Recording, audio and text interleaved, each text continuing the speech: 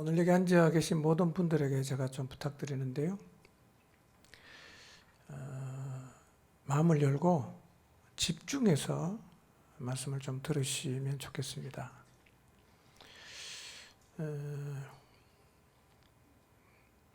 있는 그 자리에서 자라야 됩니다. 포기하지 마시고 어차피 뭐 잘 안 되니까 대충 살겠다 이런 생각하지 마시고요. 말씀은 집중해서 읽어야 되고 집중해서 들어야 됩니다.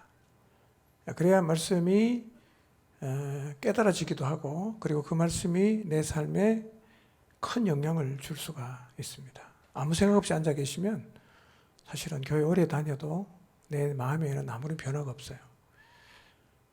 변화가 능력입니다. 근데 말씀에는 그런 능력이 있어요. 누가 경험하는가? 집중해서 듣는 사람이에요. 마음을 열고 하나님 말씀 앞에 서 보시기 바랍니다. 우리는 세상의 나쁜 영향을 잘 받아요. 하나님께서 성경을 쭉 읽어보면 우리가 세상의 영향을 받는 것에 대해서 굉장히 반복적으로 경고하십니다. 가나안을 향해 가는 백성들에게 하나님이 제일 많이 하신 얘기가 뭐냐? 거기 들어가면 가나안 족속 본받지 마라. 그들이 섬기는 신 섬기지 마라. 계속 반복해서 경고하셨어요. 그런데 이스라엘의 실패가 뭐냐? 그 경고를 무시했어요. 들어가서 가나안 사람하고 똑같이 살았어요. 나쁜 영향을 주는 세상에서 우리가 살고 있는데 이때 제일 위험한 게 뭐냐면 공동체에서 떨어지는 겁니다. 떨어지면 사탄의 밥이 돼요. 그래서 사단이 우리를 삼키는 방법이 1단계가 뭐냐면 공동체에서 분리시킵니다. 관계가 틀어지든지 여러 이유로 공동체에서 분리시켜요. 그리고는 잡아먹어요. 동물의 왕국에 사자가 사냥하는 것과 똑같습니다. 여러분, 우리에게 주신 공동체가 최고의 복이라는 것을 기억하십시오. 7월 한 달 여러분의 목장이 다시금 다 살아나서 여러분이 속해 있는 목장에 더 깊이 연결되어서 보호받게 되시기를 바랍니다. 지난 시간 두아디라 교회 말씀을 잠깐 복습합니다. 두아디라 교회가 당면한 문제는 길드라는 상인 조합이었어요. 주로 이방신을 섬기는 신전에서 모여서 우상에게 바쳐진 제물을 먹고 신전 사제를 불러다가 음란한 파티를 일삼는 이 길드. 가입하면 신앙을 버려야 돼. 가입 안 하면 먹고 살기가 힘들어. 그러니까 먹고 사는 문제와 그 다음에 신앙의 양심을 지키는 문제 사이에서 심각하게 갈등을 겪고 있습니다. 18절입니다. 주님은 지금 길드에 가입하는 문제로 심각하게 고민하는 두아디라 교회를 향해서 불꽃 같은 눈으로 보고 있다. 이렇게 말씀하십니다. 오늘 우리가 신앙을 지키기 위해서 겪는 고뇌가 있어요. 갈등도 있습니다. 우리는 그 상황에서 타협할 수도 있고요. 그 상황에서도 불이익을 당하면서도 믿음을 지키고 있을 수 있는데 이것을 주님은 불꽃 같은 눈동자로 지켜보고 있다는 거예요. 자, 19절입니다. 두아디라 교회를 향해서도 하나님은 칭찬을 먼저 하시는데요. 칭찬한 다음에 회개할 것을 말씀하시는데요. 이 두아디라 교회를 향한 칭찬은 어려운 환경 속에서도 사랑과 믿음과 섬김과 인내가 있었어요. 이걸 주님이 칭찬하셨어요. 이렇게 좋은 점이 많은 두아디라 교회에 하나 더 칭찬받은 것은 나중 행위가 처음 것보다 많았다는 거예요. 나중이 처음보다 많았다. 그러니까 시간이 갈수록 믿음이 좋아지고 있다는 말이죠. 여러분, 오늘날 교회 안에 시간이 갈수록 믿음이 좋아지는 사람보다는 시간이 갈수록 고집이 세지고 자아를 내세우는 사람이 더 많아요. 오늘날 교회가 정체하고 앞으로 나가지 못하는 이유 중에 하나가 교회 오래 다닌 사람의 고집입니다. 교회를 자기 마음대로 하려고 해요. 교회는 말씀대로 가야죠. 누가 주장해서 갈 수 있는 것이 아니거든요. 그런데 시간이 갈수록 믿음이 좋아지면 시간이 갈수록 교회는 부흥합니다.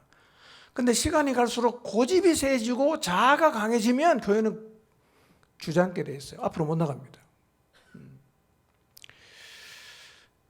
여러분, 시간이 갈수록 믿음이 좋아지시기를 바랍니다.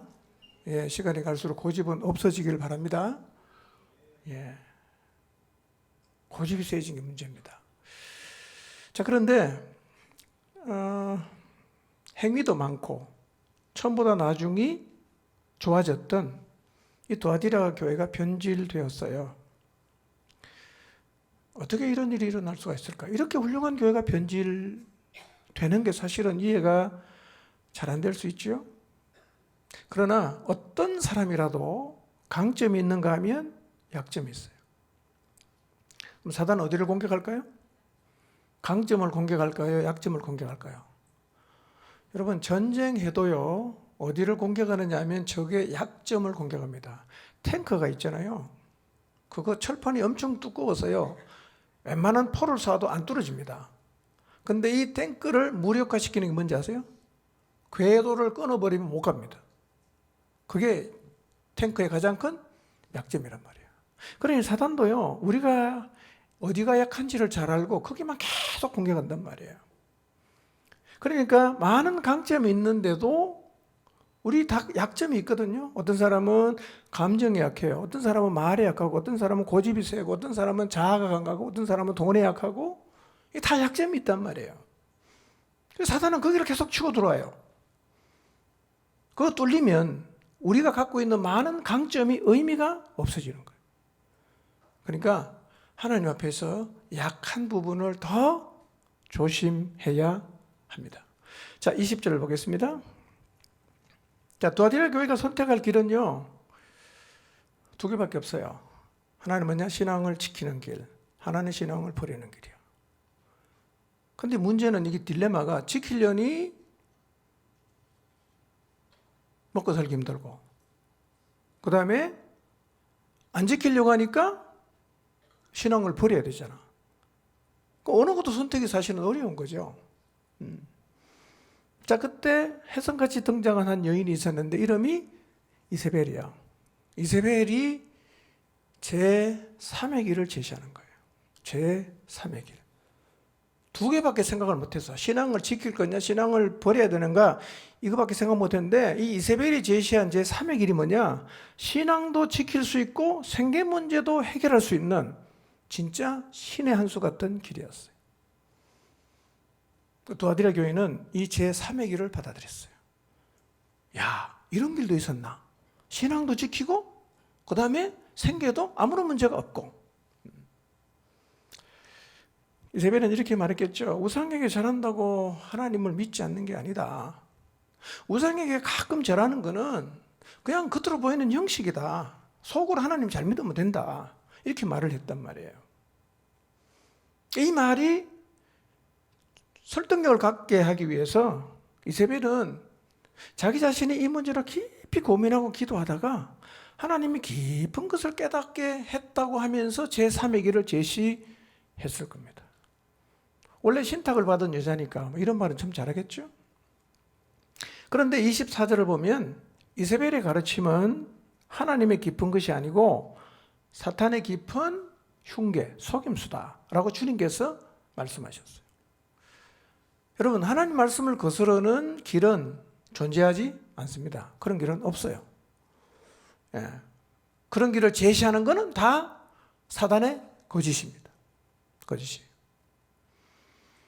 오늘날도 이세벨의 가르침을 따라 신앙의 길을 타협하며 가는 사람이 적질 않습니다. 그러니까 이세벨을 용납하는 문제는 두아디라만의 문제가 아니라 오늘 우리 모두의 문제이기도 합니다.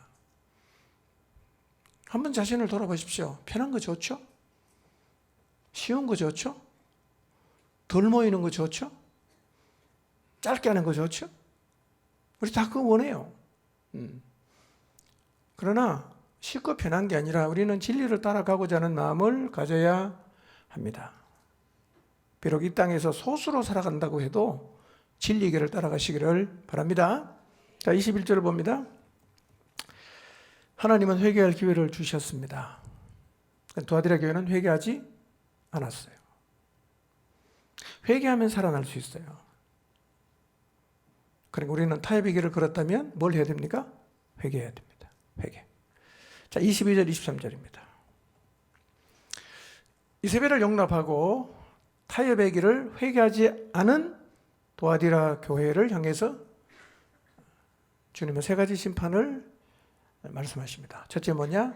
침상에 던지겠다. 이 말은 한 개인이, 회개하지 않는 개인이 침상에 던진다, 그런 의미도 있지만 좀 더 크게 보면 교회 공동체 전체가 침상에 들어눕는다, 그런 뜻이거든요. 무슨 말인가? 세상과 교회가 타협하게 되면 교회는 마치 침상에 던져진 병자처럼 일어날 힘도 없고 아무것도 할 수 없는 무능력한 상태에 빠지게 된다는 거예요. 여러분, 타협을 하면 당장은 그게 살 길처럼 보여요. 그러나 그 길은 사는 길이 아니라 죽는 길이에요. 타협을 회개해야 됩니다. 그리고 오직 진리만을 붙드는 길로 나가야 합니다. 두 번째 심판은 뭐죠? 큰 혼란 가운데 던진다. 큰 혼란 가운데 던진다. 타협의 자리는 결국 혼란과 고통, 질병과 같은 심판의 자리로 나가게 합니다. 셋째는 자녀들을 죽인다. 이 말은 다음 세대가 끊어진다, 다음 세대가 사라진다, 그런 의미입니다. 사망으로 그의 자녀를 죽인다는 말은 문자 그대로 죽인다는 의미도 있지만 결국은 교회의 자녀, 즉 다음 세대가 사라지게 된다는 거예요. 부모 세대가 늘 신앙에 타협하고 적당하게 신앙생활을 하면요, 그 심판이 뭐냐? 다음 세대가 끊어지는 거예요. 지금 어쩌면 우리 한국교회는 그 하나님의 심판을 보고 있는지 몰라요. 타협은 절대로 사는 길이 아닙니다. 짧게는 사는 것 같지만 길게 보면 공멸하는 길입니다. 내 신앙에 타협하는 부분이 없는가 늘 돌아보아야 합니다. 자, 오늘은 비슷한 문제로 책망을 받은 버가모 교회에 대한 말씀을 상고하겠는데요. 설교 제목 읽어보겠습니다. 시작.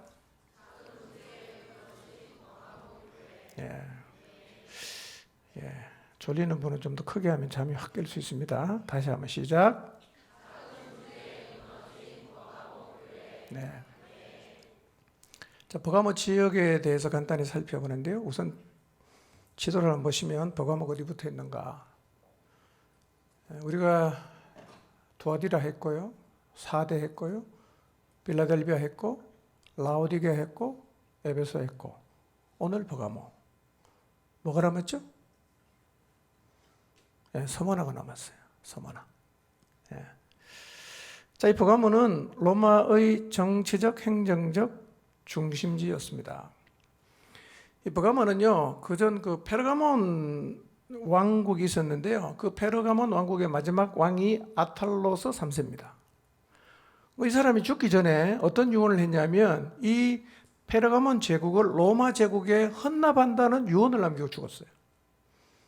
왜 그랬을까? 역사학자들은 뒤를 이을 수 있는 마땅한 후계자가 없었거나 설령 세워진다고 해도 로마하고 붙으면 결국은 다 깨질 거니까 차라리 그냥 고스란히 넘겨주는 게 이 페르가몬 왕국이 살아남을 수 있는 길이라고 생각해서 그렇게 유언을 남겼어요. 그래서 페르가몬 제국은 그냥 로마로 넘어갔어요. 로마 제국은 이 버가모를 아시아 전체의 수도로 삼습니다. 그래서 AD 130년까지 행정 수도로서 번영을 누린 도시였어요. 버가모는 황제 숭배의 중심지입니다. 이제 아시겠죠? 너무나 혜택을 많이 받았기 때문에 황제 숭배를 적극적으로 했던 도시였고요. 로마 황제 아우구스투스의 신전이 세워진 도시입니다. 그러다 보니까 도시 전체가 황제 숭배가 강요가 돼요. 거부하면 국가 반역죄.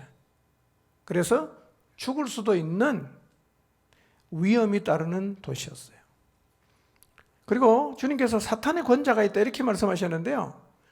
거대한 이교 신전들이 많았어요. 제우스 신전, 디오니소스 신전, 아테나 신전, 의술의 신인 아스클레피우스 신전이 쫙 자리하고 있고요. 알렉산드리아의 버금가는 20만 권 이상의 장서를 보유한 도서관이 있었고요. 이 도시는 양피지의 주요 생산지이기도 했습니다. 로마는 각 지역에 총독을 세웁니다. 예루살렘에도 총독이 있었잖아요. 유대에도 누구였죠? 빌라도죠. 이 총독이 두 부류로 나눴는데요. 어떻게 나눠지느냐면 검의 권리를 가진 총독과 검의 권리가 없는 총독으로 나눠요. 검의 권리가 뭐냐면 범죄한 자나 반역자를 사형 선고하고 집행할 수 있는 사람은 검의 권리를 갖고 있는 사람이고, 어떤 총독은 그 권리가 없어요. 사람을 사형시킬 권한이 없단 말이에요. 그런데 버가모 총독은 이 검의 권리를 공식적으로 가지고 있어요. 그러니까 황제 숭배를 거부하면 어떻게 할 수 있죠? 죽일 수 있는 사람이에요. 빌라도도 검의 권리를 갖고 있었어요. 그래서 예수님을 사형 선고하고 그 다음에 십자가형으로 내줬잖아요. 자, 이런 배경을 이해하고 한번 편지 내용을 살펴보겠습니다. 12절 읽어봅니다. 시작. 버가모 교회 사자에게 편지하라. 좌우의 날선 검을 가지신 이가 이르시되. 이 검의 권리가 좌우의 날선 검으로도 똑같이 이해할 수 있는데요. 버가모 총독은 검의 권리를 갖고 있으니까 사람을 죽일 수 있고 살릴 수 있죠. 그래서 로마 황제 숭배를 거부하는 버가모 그리스도인을 처형할 권한을 갖고 있어요. 그런데 주님은 자신을 어떻게 소개를 하느냐 하면 좌우의 날선 검을 가진 이로 계시를 해요. 그러니까 인간의 생사를 결정하는 진짜 검의 권리는 로마 총독이나 황제가 아니라 나에게 있다 라고 지금 말씀하고 계시는 거예요.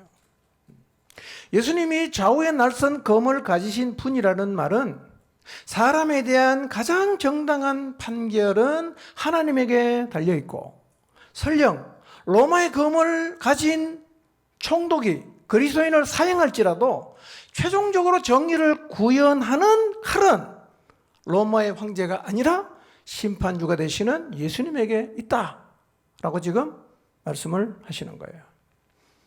여러분, 세상의 검은 육체만 죽여요.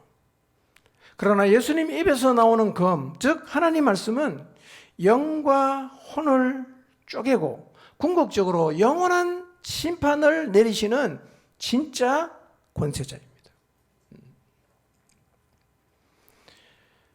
양날의 칼을 갖고 계신다는 말은요, 이런 의미입니다. 예수님은 교회를 보호하신다. 그게 첫째 의미입니다. 두 번째로는 그 칼 반대편은 심판의 칼이란 말이에요. 그러니까 이 주님이 들고 있는 양날의 칼은 어떤 사람에게는 보호하는 칼입니다. 근데 어떤 사람에게는 심판의 칼이에요. 오늘 주님이 양날의 칼을 들고 우리에게 다가오신다면 오늘 여러분에게는 어떤 칼이 될 것 같아요? 심판의 칼이 될 것 같습니까? 아니면 보호하시는 칼이 될 것 같습니까? 오늘 주님이 칼을 들고 오신다면 이제 큰일 났다, 이렇게 하나님의 심판 때문에 두려울 것 같습니까? 드디어 주님이 오셨구나, 나를 이제 보호하시겠구나, 그래서 기쁘고 반가울 것 같습니까? 양날의 칼을 들고 오시는 주님의 오심이 기쁨과 감사가 되기를 바랍니다. 13절입니다. 시작. 내가 어디에 사는지를 내가 아노니 거기는 사탄의 권자가 있는데라. 내가 내 이름을 굳게 잡아서 내 충성된 증인 안디바가 너희 가운데 곧 사탄이 사는 곳에서 죽임을 당할 때에도 나를 믿는 믿음을 저버리지 아니하였도다. 주님은 버가모 교회를 향해서 먼저 이렇게 말씀하십니다. 너희가 사는 도시가 사단의 권자가 있는 곳임을 알고 있다, 이렇게 말씀하세요. 그러니까 버가모 교회, 버가모 지역에서 신앙생활하는 그 버가모 교회 교인들이 영적으로 쉽지 않게 신앙생활을 하고 있다는 걸 안다는 거예요. 안다는 거예요.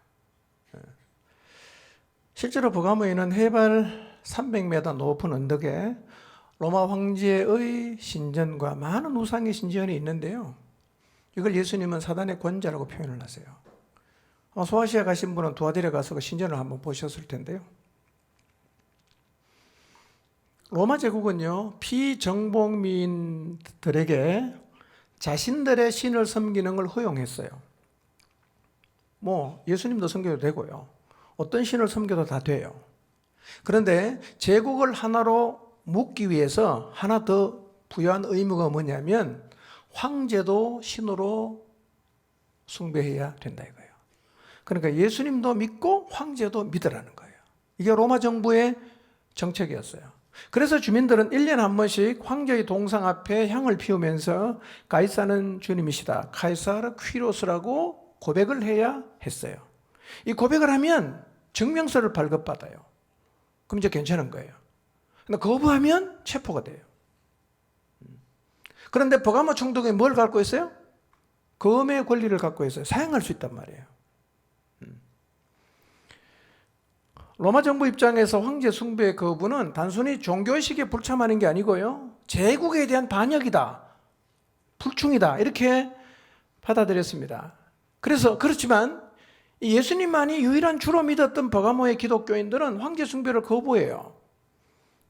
그 중에 안디바라는 사람이 황제 숭배를 거부하다가 순교를 당했어요. 안디바가 누군지 정확히는 알 수 없어요. 성경에 말하지 않습니다. 그러나 기독교 전성에 의하면 사도 요한에 의해서 버가모 교회의 첫 번째 감독, 오늘날로 말하면 담임 목사, 이렇게 이해하시면 되겠습니다. 임명된 인물이에요. 근데 버가모의 황제 숭배와 우상 숭배가 극에 달했을 때 안디바는 가이사가 주님이 아니라 예수님만이 주님이시다, 그렇게 선포하면서 황제 숭배를 거부했어요. 분노한 로마의 총독 그리고 이교 제사장들이 안디바를 붙잡아서 이 속이 텅 빈 황소 동상 안에 안디바를 집어넣었어요. 그리고 그 황소 배 밑에다가 불을 지펴갖고 결국은 그 청동 속에 있는 안디바는 그냥 죽었어요. 화형은 아니지만 산채로 타 죽었어요. 한번 생각해 보세요. 눈을 질끈 감고 가이사가 주님이라고 한마디만 하면 살 수 있잖아요.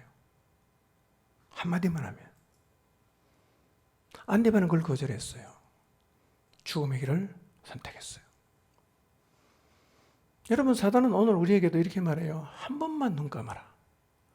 괜찮다. 한 번만 눈 감아라. 그러면 다 괜찮아져. 이렇게 말합니다.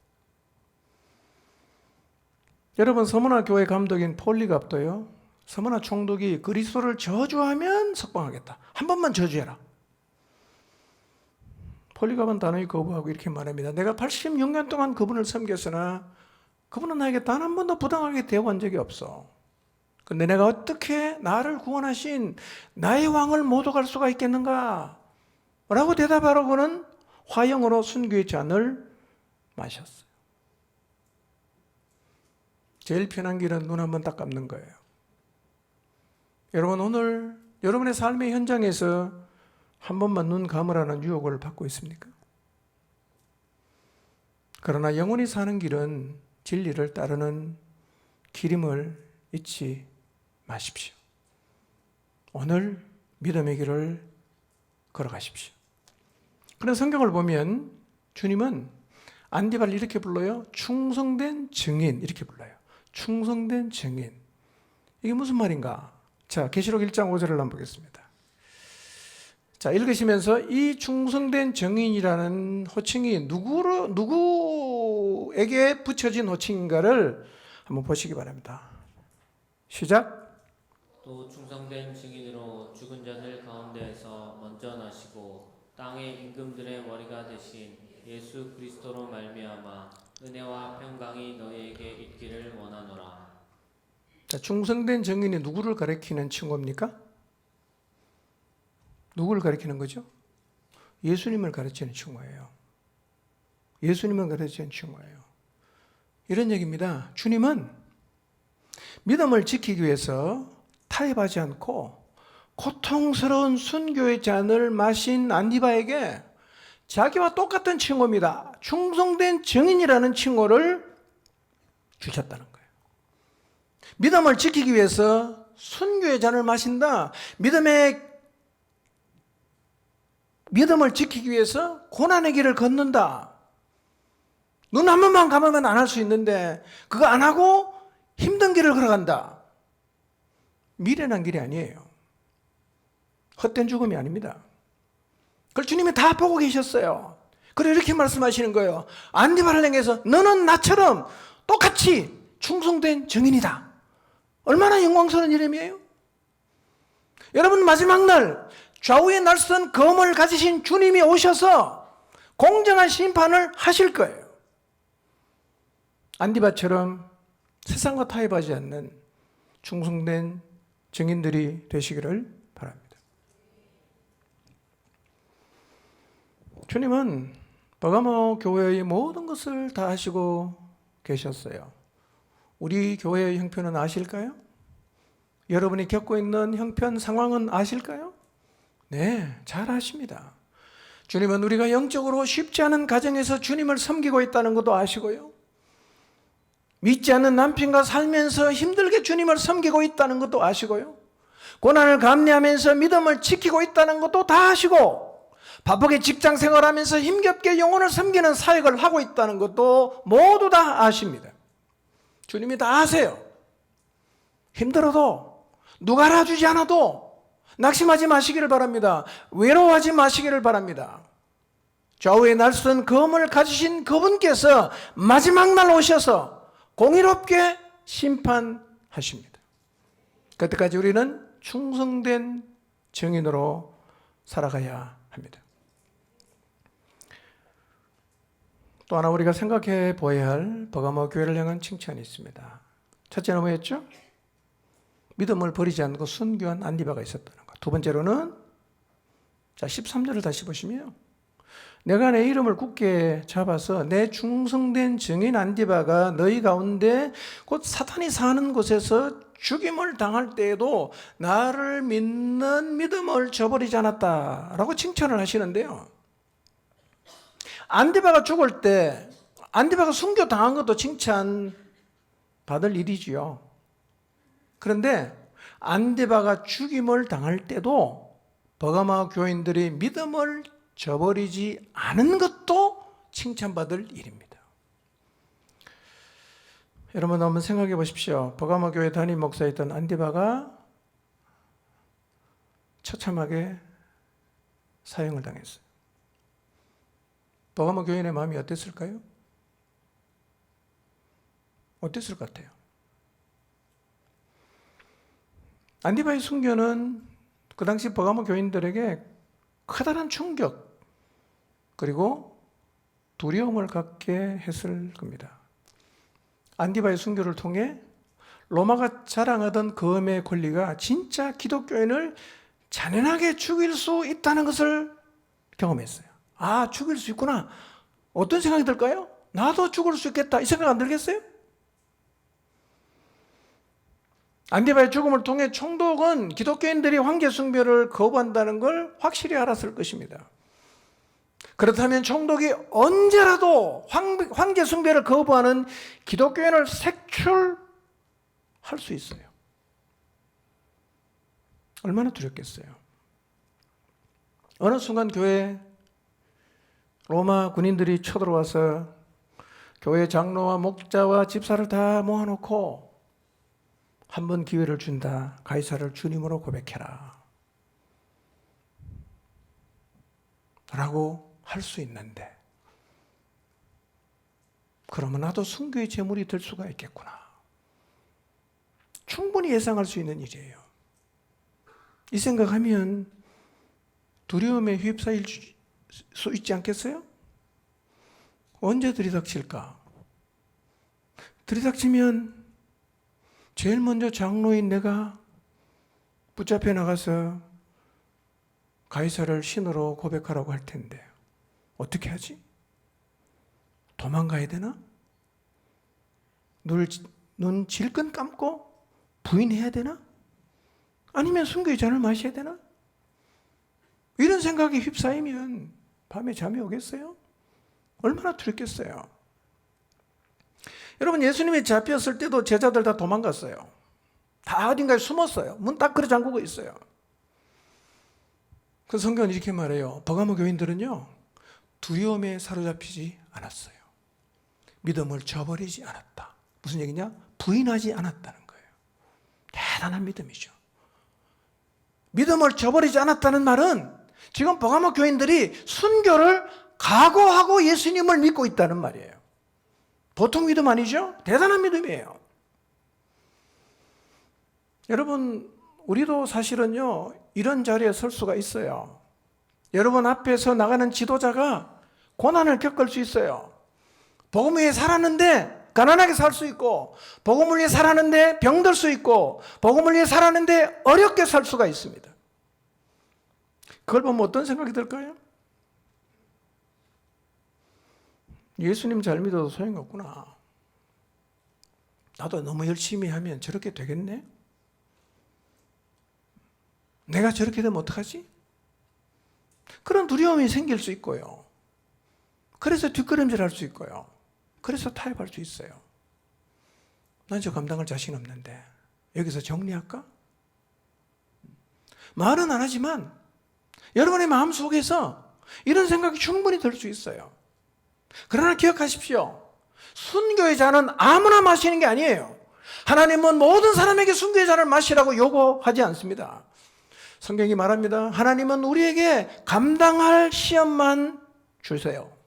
그는 그대로 하나님은 사용하시고 나는 내대로 하나님이 하시는 거예요. 하나님은 내 길을 걷게 하실 테니까 앞선 사람의 순교, 앞선 사람의 고난을 보고 두려워하거나 흔들리지 마시기를 바랍니다. 그 마음을 누가 파고드냐? 사단이 확 파고드는 거예요. 앞에 가는 사람하고 흔들리지 마시기를 바랍니다. 옆에 가는 사람하고 흔들리지 마시기를 바랍니다. 믿음을 저버리지 마시고 믿음을 부인하지 마십시오. 버가모 교회는요, 그 교회 담임 목사였던 안디바가 순교를 당했을 때에도 믿음을 부인하지 않았어요. 대단한 믿음이죠. 이것이 버가모 교회를 향한 주님의 칭찬이었어요. 자, 그런데 이렇게 죽음을 불사하는 믿음을 가진 버가모 교회도 책망받을 일이 있었어요. 순교를 각오하고 두려워하지 않고 믿음을 저버리지 않은 버가모 교회가 받은 책망이 무엇이었나? 자, 14절 15절 읽어봅니다. 시작. 그러나 내게 두어 가지 책망할 것이 있나니 거기 내게 발람의 교훈을 지키는 자들이 있도다. 발람이 발락을 가르쳐 이스라엘 자손 앞에 걸림돌을 놓아 우상의 제물을 먹게 하였고 또 행음하게 하였느니라. 이와 같이 내게도 니골라 당의 교훈을 지키는 자들이 있도다. 자, 버가모 교회를 향한 두 가지 책망이 뭡니까? 발람의 교훈, 즉 니골라 당의 교훈을 지킨 거였어요. 똑같은 얘기입니다. 니골라 당은 초대교회의 대표적인 이단이자 영지주의의 한 분파였습니다. 에베소 교회에서도 니골라 당에 대한 이야기 살펴봤는데요. 그들의 가르침의 핵심은 이겁니다. 영은 거룩하고 육은 악하다. 그리고 이미 영으로 구원을 받았기 때문에 약한 육체로는 어떤 행동, 음행하거나 우상 숭배를 해도 구원에는 아무런 영향을 주지 않는다. 그 주장을 하면서 타협과 방종을 정당화한 이단이었어요. 이런 사상은 두 가지 경향으로 나타나는데, 하나는 육신이 약하니까 이거는 고통을 주어서 다스려야 된다. 이게 금욕주의입니다. 반대로 육신은 어차피 썩어질 거니까 마음대로 해도 된다. 여기서 쾌락주의가 나와요. 쾌락주의는 음행과 연결됩니다. 그런데 니골라당은요, 이 쾌락주의를 신학의 옷을 입혀서 교회 안으로 들어와서 교회 안에서 이렇게 살아도 된다고 가르치는 거예요. 그래, 주님 보면 이거는 기가 찬 일 아니겠어요? 아니, 순교를 각오하고 주님을 따라갔는데요, 육체는 악한 거니까 그냥 뭐 음행을 해도 괜찮고 우상숭배해도 괜찮다라고 혼자서만 생각하는 게 아니라 교회에서 가르치고 있단 말이에요.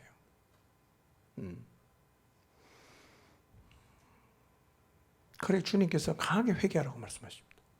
여러분, 음행하는 사람이 교회 안에 있을 수 있어요. 그런데 음행을 해도 문제가 없다고 교회에서 가르치는 것은 다른 문제입니다.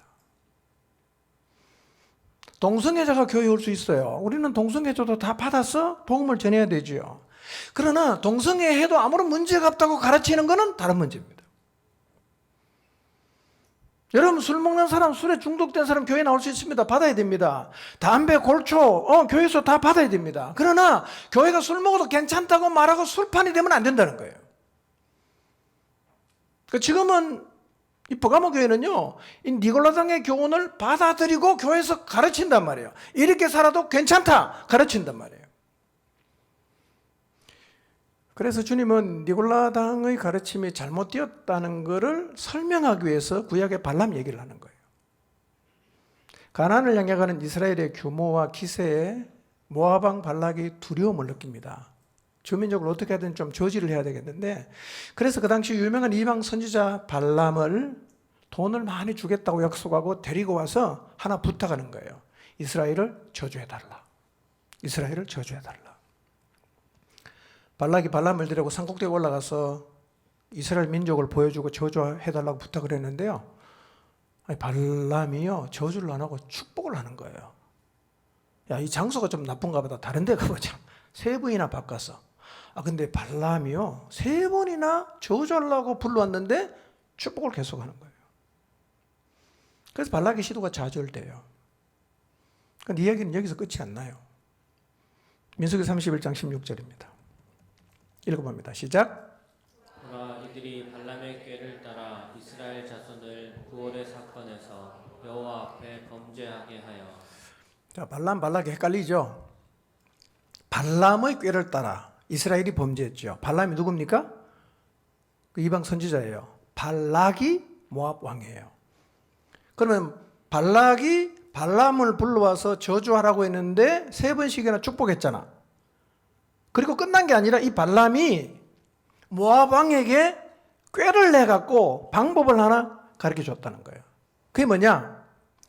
이스라엘 백성을 잔치에 초청해서 여인으로 유혹해서 음란한 행위를 하게 하고 우상 숭배에 빠지게 하면 그것이 내가 저주하는 거하고 똑같은 효과를 가지고 올 수 있다. 이렇게 조언을 한 거예요. 그러니까 발락이 어떻게 합니까? 시딤에서요, 잔치를 여는 거예요. 모압의 아름다운 여인들을 다 동원해서 축제를 열고 이스라엘 남자를 그 다 문화적 교류라는 이름으로 초청을 합니다. 많은 이스라엘 남자가 초청에 응했습니다. 그리고 바알볼에게 바쳐진 우상의 제물을 먹습니다. 그리고 아리따운 모압 여인과 음행을 합니다. 그리고 결국 모압의 신인 바알볼에게 절하기를 시작했습니다. 하나님 진노합니다. 24,000명이 전염병으로 죽었어요. 이제 무슨 얘기하느냐?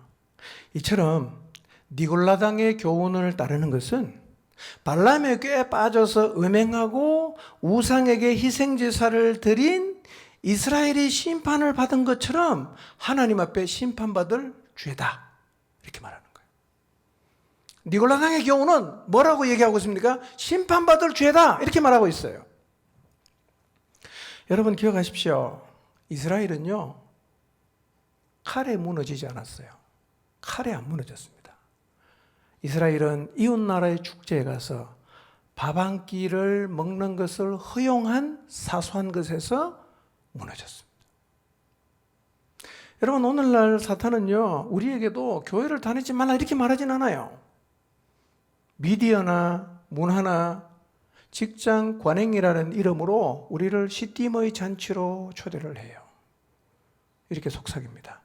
이 정도 문화는 즐겨도 괜찮아. 남들 다 가는데 어때? 그러나 우리가 이 시딤의 잔치에 참여할 때 결국은 영적으로 음행하게 되고 파멸의 길을 걸어가게 돼요. 여러분, 버가모 교회는요, 외부와의 큰 싸움은 이겼어요. 그런데 내부의 작은 싸움에서 패배했습니다.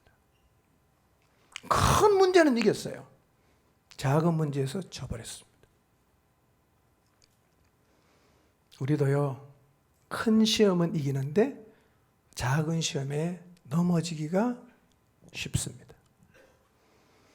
어마어마한 시련과 큰 폭풍은 견뎌내요. 근데요, 작은 시험에는 넘어진단 말이에요. 직장에서 그리스도인으로 살기 위해서 엄청난 핍박과 불이익은 다 감내합니다. 그런데요, 마음 한구석에서 은밀하게 피어나는 사소한 음란, 작은 거짓말, 이 정도는 괜찮겠지 하는 세속적인 타협 앞에 무너지는 경우가 흔하게 많아요. 불신 가정에서 믿음을 지키기 위해서 엄청난 핍박과 고난을 감당하지만 교회 안에 와서 지체와의 사소한 관계의 이기심 때문에 무너지는 경우가 흔하게 많아요. 우리는 거대한 고난 앞에서는 거인처럼 싸웁니다. 그런데 사소한 유혹 앞에서는 아기처럼 쓰러져요. 바위돌에 걸려 넘어지는 사람 거의 없어요. 조그만 돌뿌리에 걸려서 넘어집니다. 많은 사람이요, 큰일은 대범하게 감당해요. 아무것도 아니라고 생각했던 사소한 일에 어이없이 넘어지는 경우가 너무 많아요.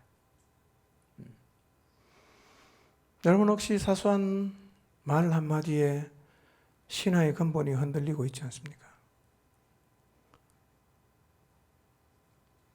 인사를 한번 누군가 안 받아줬다고 그것 때문에 막 신앙이 흔들리고 교회를 나와야 되나 말아야 되나 하라고 고민하고 있지 않습니까?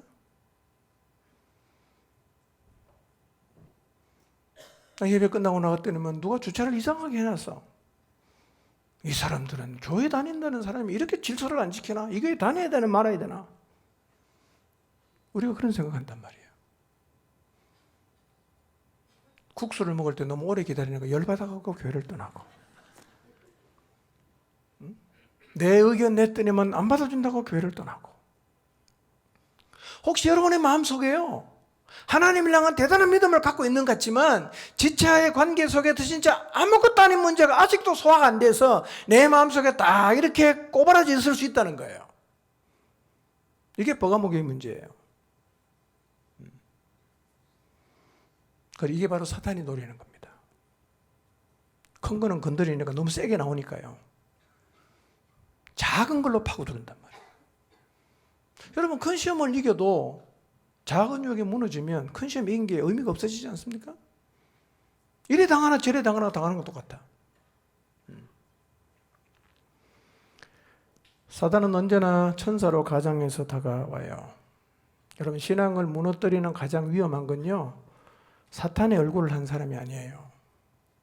대충 살아도 괜찮다고 가르치면서 진리에서 멀어지게 하는 선한 얼굴을 한 사람이에요. 진리와 다른 것을 가르치는 선한 사람을 조심하십시오. 하나님 말씀 다 안 지켜도 된다고 말하는 훌륭한 사람을 조심하십시오. 그게 사탄의 하수인이에요. 사소한 죄를 용납하고 타협을 받아들이면 교회는 병들어요.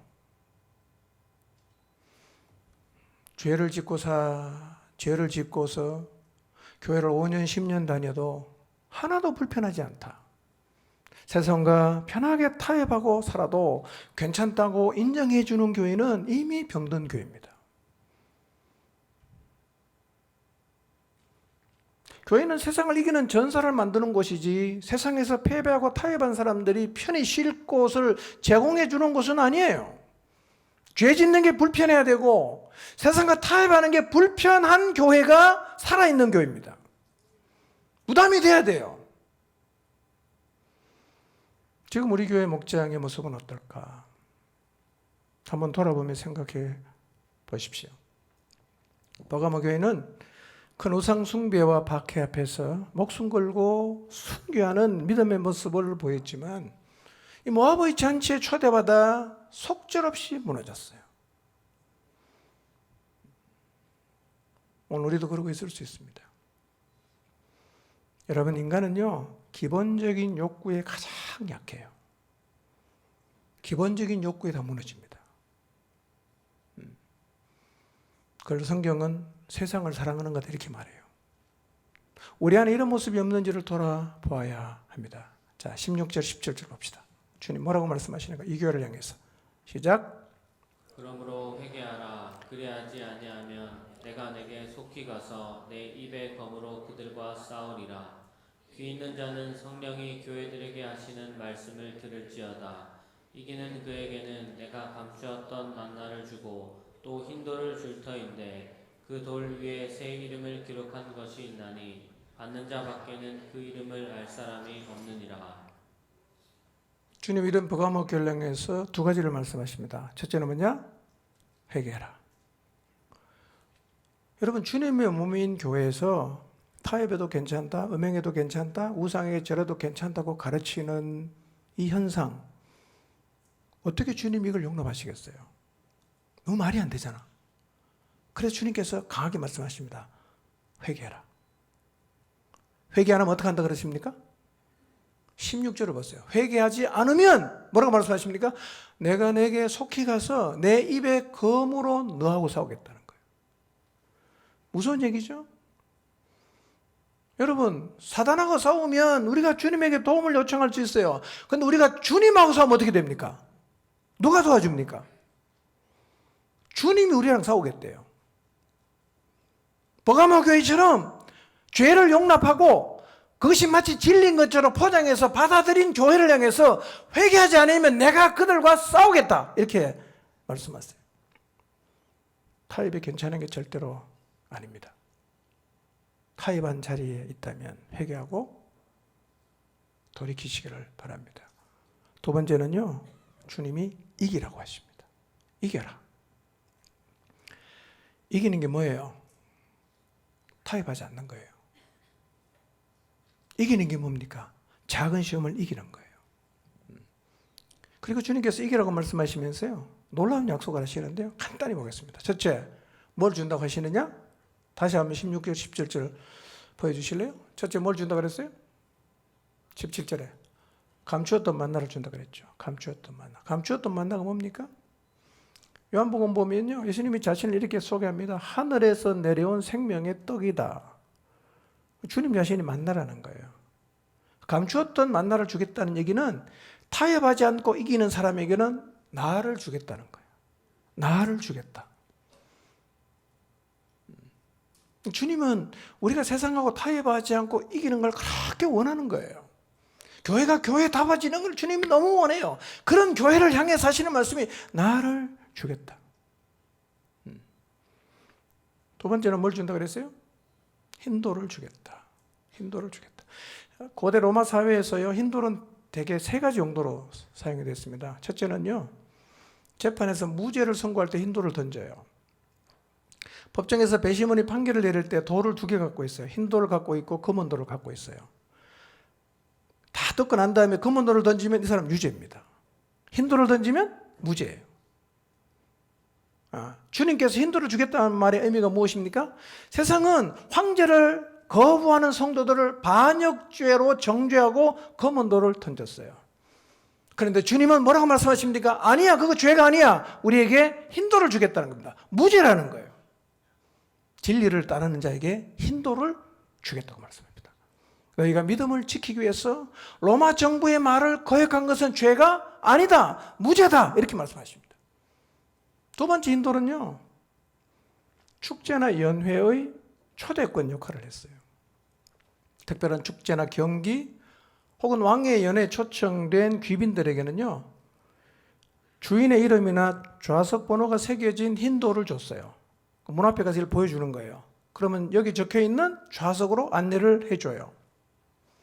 주님께서 이렇게 흰 돌을 주겠다는 의미는 뭐냐? 잠깐 있는 이 세상 축제에 성도들은 다 쫓겨났어요. 주님 말씀하시는 거예요. 하늘나라의 영원한 잔치에 입장할 수 있는 입장권을 주겠다 이거예요. 영원한 하나님 나라의 잔치에 내가 너희를 초대하겠다, 이렇게 말씀하시는 거예요. 세 번째 흰돌은요, 고대 로마사에서 승리자에게 주는 면류관과 상급의 역할을 했어요. 당시 운동 경기에서 우승한 승리자에게는요, 상과 함께 포상으로 주는 게 뭐냐면 흰 돌이었어요. 주님은 세상의 유혹과 타협안을 끝까지 이겨낸 성도를 뭘로 보는 거예요? 승리자로 본다는 거예요. 승리자로 본다. 그리고 상을 주겠다 말씀하십니다. 여러분 타협하지 말고 이기시기 바랍니다. 자, 마지막 하나. 흰돌 위에 새 이름이 새겨져 있다. 받은 자밖에는 알 사람이 없다. 이게 무슨 말인가? 당시 그리스도인들은요, 황제를 주로 인정을 안 했잖아요. 그러니까 세상에서 이름이 다 지워졌어요. 사회적으로 매장을 당하죠. 세상에서는 이름 없는 자가 됐어요. 무명한 자가 됐다는 거예요. 근데 하나님 말씀하시는 거예요. 내가 이름이 새겨진, 새 이름이 새겨진 흰돌을 주겠다는 말은, 야, 나는 너하고 너무나 친밀하다. 이렇게 말씀하시는 거예요. 나하고 너는 너무너무 친밀한 관계다. 여러분, 하나님과 친밀함을 누리는 자가 되시기를 바랍니다. 타협을 이기고 시험을 이기는 자가 진정한 승리자입니다. 우리가 사는 세상에도 거짓된 세상 가치의 물결이 더 세게 지금 계속해서 밀려오고 있죠. 절대 진리를 주장하는 교회를 독선적이라고 비난합니다. 복음을 점점 말하지 못하게 만들어요. 학교 앞에서 전도 못합니다. 전도 못해요. 우리는 순교적인 각오로 진리의 길을 걸어가야 합니다. 그러나 또 하나 기억해야 될 것은 큰 시험을 이긴 자를 무너뜨리는 작은 시험에서도 이겨야 합니다. 여러분, 정욕에 이끌려 타협하지 마시기를 바랍니다. 사소한 시험에 걸려 넘어지지 마십시오. 별것 아닌 문제 마음에 두고 있다면 다 내버리시기를 바랍니다. 내면의 싸움에서도 지지 마십시오. 그리고 하나님 앞에서 길지 않은 인생 살아갈 때 진리의 말씀 붙잡고 이기는 자로 살아가시기를 주님의 이름으로 축원합니다.